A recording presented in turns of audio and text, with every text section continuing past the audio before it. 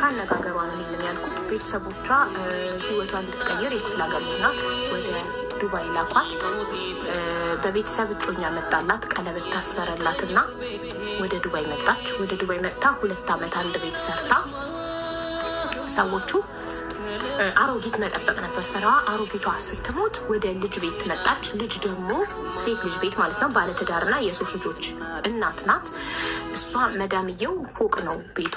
እታች ደግሞ 2 ወንድሞቿ አሉ። የ30 እና የ32 ዓመት ወንድሞቿ እዛ ይኖራሉ። የሰራተኛ ክፍል ደግሞ ከጀርባ ነው። የሰራተኛ ክፍል ቁልፍ የለውም። በመተኮሻ ቴብል አስደግፋ ነው ተኛው። እንደዛ ተኝታ እዛ ቤቱን ለመደችው እና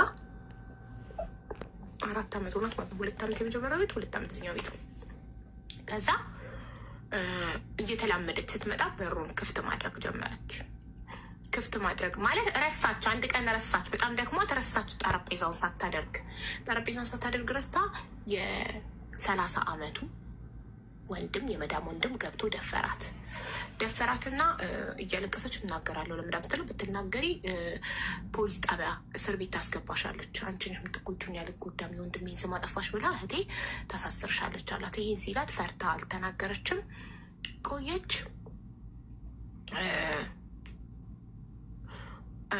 የ5 ወር እርጉዝ ሆና መዳም ሆዷን አይታ ጠርጥራ ሽንትሽን አምጪ ብላ ሽንቷን ስትወስድ ውሃ ቀላቅላ ሰጠቻት እንዳይታወቅ ብላ። እንደዛም ሆኖ ታወቀና ውጤቱን አይታ መዳም መታ እርጉዝሽ አይደል አይደለሁም ብላ ካደች፣ አለቀሰች። በኋላ አመነች።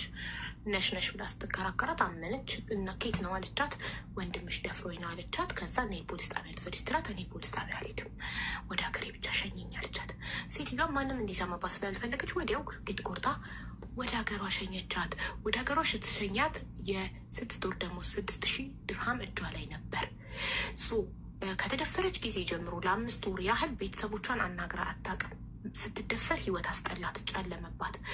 በቤተሰብ የታጨላትን እጮኛ ዘጋችው ከናካቴው። ቤተሰቦቿን ከናካቴ ዘጋቻቸው። አንድ ብቻ ጓደኛ ያለቻት እዛው አካባቢ ኮንትራት ቤት የምትሰራ፣ ከእሷ ጋር በስልክ ያወሩ ነበረ እና አንድ ልጅ ፌስቡክ ላይ የተዋወቀችው ነበር። ፌስቡክ ትጠቀማለች እና ግን ከተደፈረች በኋላ አስጠላት። ሚዲያም ፌስቡክ ማስጠላት ጠፋች እና ግን መዳም ወደ ኢትዮጵያ ስትገባ ሜጃ ስለሌላት ቤተሰብ ጋር ስለተዘጋጋች እርጉዝም ሆና እንዴት ቤተሰብ ጋር ትገባለች? ስለዚህ ያላት አማራጭ የቱ ደቅ አስፓልት ላይ ከምትወድቅ ፌስቡክ ላይ የምታውቀው ልጅ ነበር። እባክህ እንደዚህ ገጥሞኝ እየመጣው ነው እና የሚቀበለኝ ሰው የለም ስትለው ችግር የለው ምን ይቀበልሻለሁ ብሎ ተቀበላት። ፔኒሲዮን አሳረፋት እና ቤት ተከራየላት። መኖር ጀመረች። የ5 ወር ጉዞ ነው የሄደችው። ከ4 ወር በኋላ 9 ወር ሞልቷት ወለደች። የ2 ወር አራስ ሆና ልጇ እንግዲህ ይዛ የገባችው 6000 ብር ነበር፣ 6000 ድርሃም ነበር። አለቀባት። እሱም የቤት ኪራይ የሚያገዛት ነበር፣ እየመጣም ያረሳት ነበር። ተከራዮች ጎረቤቶችም ያገዟት ነበረ። ልጇ የ2 ወር ስትሆን የሚላስ የሚቀመስ ጠፋ፣ ቸገራት። ወደ አረብ ሀገር ሄጄ ልስራ አለችና ለዚህ ፌስቡክ ላይ ለተዋወቀችው እየመጣ ለሚያረሳት ባለትዳር ነው። ሚስቱ ሌላ ክፍለ ሀገር ነው የምትኖረው። ልጅ አላቸው፣ ሴት ልጅ። እነሱም ሴት ልጃቸው ሚስቱ ጋር ነው የምታድገው። ዊክኤንድ በሳምንቱ መጨረሻ እየሄደ ያመጣታል። ከዛም በኋላ እሷ አረብ ሀገር ለመምጣት አሰበችና ወደ ዱባይ መልሳ መጣች። እዛው ቤት አይደለም አዲስ ቤት። ከ6 ወር በኋላ የ2 ወር ህፃን ልጅ በዚህ በፌስቡክ ለምታውቀው ባዳ የ2 ወር ህፃን ልጅ ባደራ ሰጥታው ወደ ዱባይ መጣች። 2 ዓመት ኮንትራት ሰርታ የ2 ዓመት ሙሉ ደሞዟን ትሰጠው ነበረ። 2 ዓመት ሊሞላት ወራት ሲቀራት፣ 1 ወር 2 ወር ሲቀራት ስቶሪ ስታደርግ ልጇን ኢሞ ላይ ቴሌግራም ላይ ስቶሪ ስታደርግ ልጅቷን አታውጫት፣ ሶሻል ሚዲያ ላይ አታርጊያት፣ ማንም እንዲያየት አልፈልግም፣ በሰው አይነት ታስበይብኛለሽ ይላትና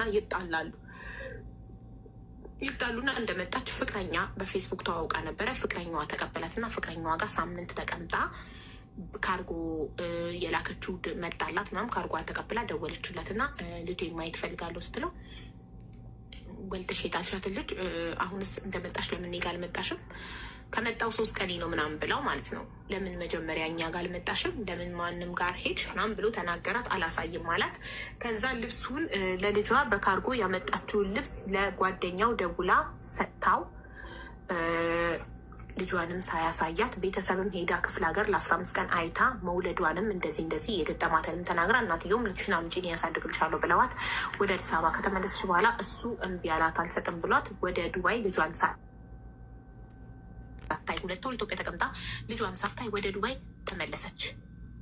ወደ ዱባይ እንደተመለሰች አመት ከ2 ወር ሳታናግረው ተጣልተው በአመት ከ2 ወር የልጇን ነፍስ ሳትሰማ ሳታይ አመት ከ2 ወር ከቆየች በኋላ ይቅርታ ጠይቃችሁ ይቅርታ በቃ ስለሰደብኩ አልሰጥም አላሳይም ልጇን ሲላት ሰድባውን የመጣችው ስለሰደብኩ ይቅርታ አድርግልኝ እንታረቅ ብለው ታርቀው ብር ልካለት ከዛ ልጇን በፎቶ ቪዲዮ መላክ ጀመረ። ከዛ እሷም ስቶሪ ያደረገች ድጋሚ ተናደደ። አታደርጊ ብዬሻል ነበር ወይ ከዚህ በፊት በዚህ ጉዳይ ነበር ወይ የተጣላለው ብሎ ከናካቴው ዘጋት። አሁን ከዚህ በኋላ ልክልሽም አላት ዘጋት ብሎ ካረጋት ከናካቴው ብሎ ካረጋት አሁን 2 ወሯ ነው። ስለዚህ ልጇ 4 አመቷ ነው። እሷ ደርሳ ከመጣች 1 ከ6 ወሯ ነው። ይህን ይመስላል። ስለዚህ እኛ ጋር የመጣችሁ ባካችሁ ለምኑልኝ እና ልጄን ያሳየኝ። ኢትዮጵያም ለሄድ ነው አሁን ፍቅረኛዋንም ልታገባው ነው። ግን መውሰድ ሳይሆን የምትፈልገው ልጆቹን ልጅቷን መውሰድ ሳይሆን የምትፈልገው እየሄደች ማየት ልጇ እስክታውቃት እስክትለምዳት ድረስ እየሄደች ማየት ነው የምትፈልገው። ይህንን ደግሞ እኔ ቁጥሩን ልካልኛለች። ካነጋገሯ ነው ይልን ያልኩት። ቤተሰቦቿ ህይወቷን እንድትቀይር የክፍለ ሀገር ናት ወደ ዱባይ ላኳት። በቤተሰብ እጮኛ መጣላት፣ ቀለበት ታሰረላት እና ወደ ዱባይ መጣች። ወደ ዱባይ መጥታ 2 አመት አንድ ቤት ሰርታ ሰዎቹ አሮጊት መጠበቅ ነበር ስራዋ። አሮጊቷ ስትሞት ወደ ልጅ ቤት መጣች። ልጅ ደግሞ ሴት ልጅ ቤት ማለት ነው። ባለትዳርና የ3 ልጆች እናት ናት። እሷ መዳምየው ፎቅ ነው ቤቷ። እታች ደግሞ 2 ወንድሞቿ አሉ። የ30 እና የ32 አመት ወንድሞቿ እዛ ይኖራሉ። የሰራተኛ ክፍል ደግሞ ከጀርባ ነው። የሰራተኛ ክፍል ቁልፍ የለውም። በመተኮሻ ቴብል አስደግፋ ነው ተኛው። እንደዛ ተኝታ እዛ ቤቱን ለመደችው እና 4 አመት ሆናት ማለት ነው። 2 አመት የመጀመሪያ ቤት 2 አመት እዚኛው ቤት ነው። ከዛ እየተላመደች ስትመጣ በሩን ክፍት ማድረግ ጀመረች።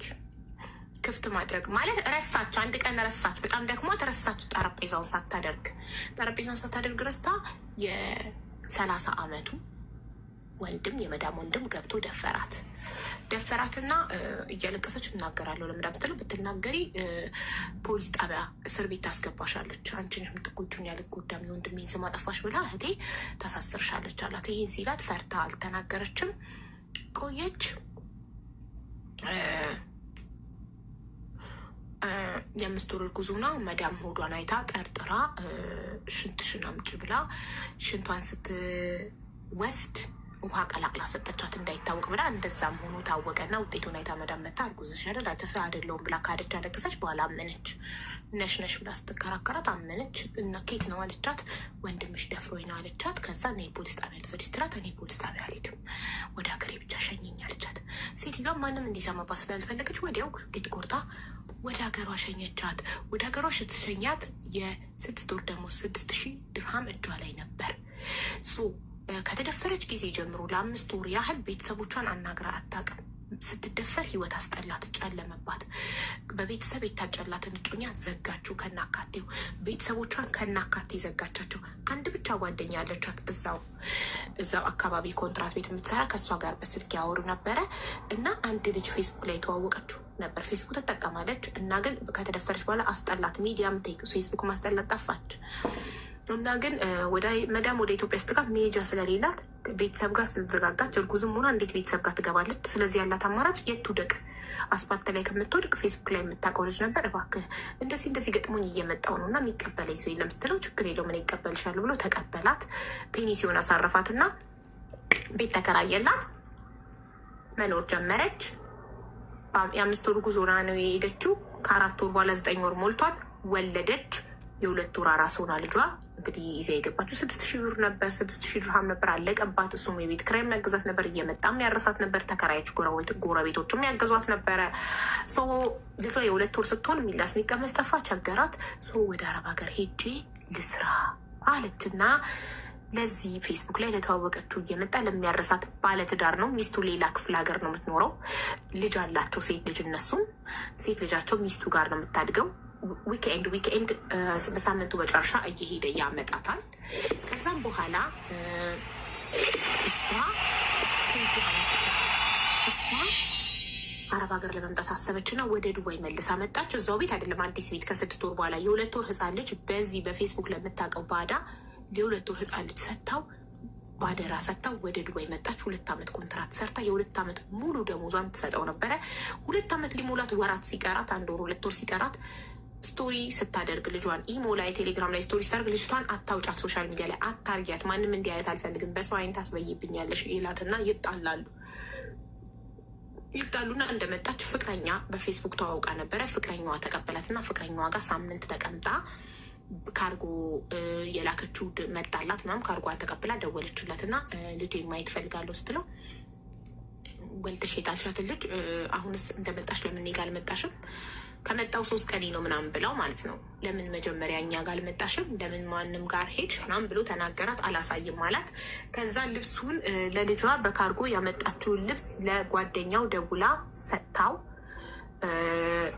ልጇንም ሳያሳያት ቤተሰብም ሄዳ ክፍለ ሀገር ለ15 ቀን አይታ መውለዷንም እንደዚህ የገጠማትንም ተናግራ እናትየውም ልጅሽን አምጪ እኔ ያሳድግልሻለሁ ብለዋት ወደ አዲስ አበባ ከተመለሰች በኋላ እሱ እምቢ አላት፣ አልሰጥም ብሏት ወደ ዱባይ ልጇን ሳታይ